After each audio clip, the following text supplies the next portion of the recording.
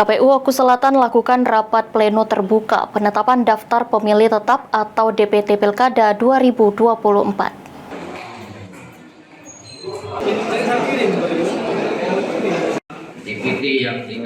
Komisi Pemilihan Umum Oku Selatan menggelar rapat pleno terbuka rekapitulasi daftar pemilih sementara atau DPS hasil perbaikan dan penetapan daftar pemilih tetap pada pemilihan gubernur dan wakil gubernur Provinsi Sumatera Selatan, serta pemilihan bupati dan wakil bupati Oku Selatan tahun 2024.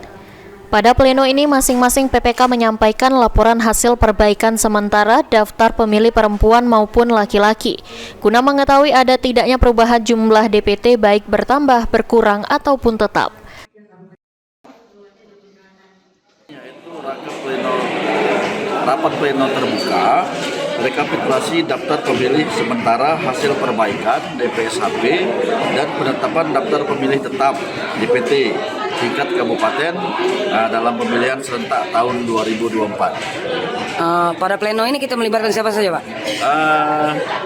Pada kegiatan ini kita melibatkan yaitu dari Bawaslu, terus dari tim bakal calon pemenangan, baik dari Bupati dan Wakil Bupati, Gubernur dan Wakil Gubernur, serta PPK se-Kabupaten Oku Selatan dan Panwascam se-Kabupaten Oku Selatan.